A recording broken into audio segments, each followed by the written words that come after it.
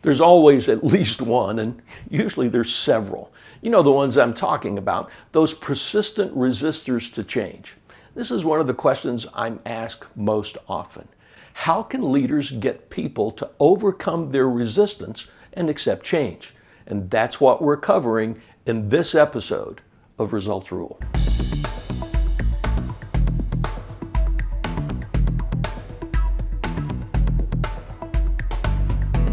Author Peter Senge wrote, "People don't resist change, they resist being change."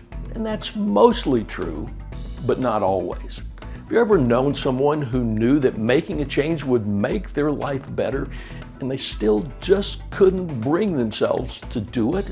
Well, if you have, you know that sometimes the natural resistance to change can be so strong that people just can't take the action they know needs to be taken. At work, resistance to change shows up in a number of ways. Some of them are outright in your face, like the argumentative. This person complains about everything and every idea is a bad one. Others are more subtle, like the shy clam, who keeps their mouth shut and never gives an opinion. Now, this person is frustrating because you never know exactly where they stand. Then there are manipulators, like the know-it-all. This is the team member who tries to impose his or her will by sharing the best way to accomplish the change. This one's tricky because sometimes this person can be legitimately trying to help, and other times they're just trying to slow down or derail the effort. We've identified 7 different types of resistance, and you'll find detailed ideas to deal with all 7 in the Make Change Work Value Pack. You can find the link in the description below. You can also find a link to the episode we did on getting buy-in for change in the description. That's a great resource for general ideas for getting employees to accept change. But for now, we'll zero in on the most difficult type of acceptance, the one that shows up as resistance. Let's start with what you shouldn't do, or at least initially, and that's show your frustration or get angry. But that's what you want to do, isn't it? I mean, after all, they push you and you want to push back. You're the leader. That's your right. Right? Well, yes, it is your right, but the best it will get you is malicious obedience.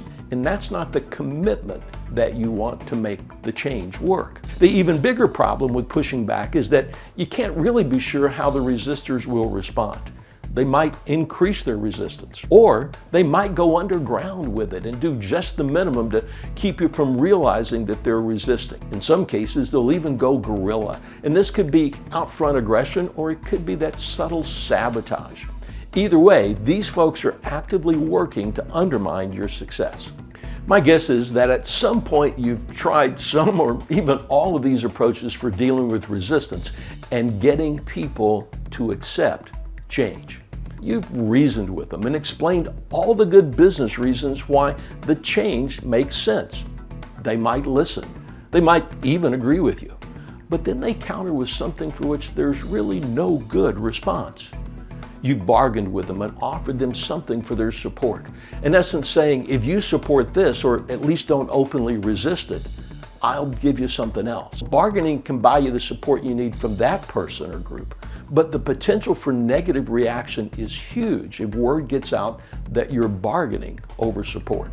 You've tried to manipulate them by managing their circumstances so that the resistors have no choice but to stay neutral or even support the change. This is a high-stakes game that will result in even greater resistance and long-term mistrust, not if, but when it's discovered. Or maybe you've ignored them and directed your energy toward the vast majority who support the change in hopes that the resistors go away. You know, the problem is many resistors respond to being ignored by talking louder. There's one thing that no one ever tells you about dealing with resistance and getting people to accept change. Stop pushing back. Here's the most important question you can ask. Do the people who work with you want to do a good job for your customers or not? I've asked that question over 500 times, and the response is always the same. Your team, or at least the vast majority of them, wants to do a good job and help the company succeed. And if that's true, That means every piece of resistance represents a legitimate fear or a legitimate concern. And why wouldn't you want to know that so it can be addressed? Resistance is your friend. You don't have to celebrate or throw a party for it, but you should embrace the idea that it's natural. If there's no resistance, there is no change. Rather than push back or manipulate or even ignore, the goal is to pull the resistors into a discussion where you listen to their concerns and then pivot by asking them for their ideas on how to prevent or overcome them. There still might be a few times when you have to give direction and move on, but using resistance as your friend earns you the credibility to be viewed as a leader who's trying to involve people in change that affects them. Well, that's it for this episode. Most people will accept change if you work to get their buy-in. For those difficult cases, and those are the ones you really worry about, isn't it? The answer is to use resistance as your friend. Pull, don't push. Next time we'll talk about the characteristics of a great company culture.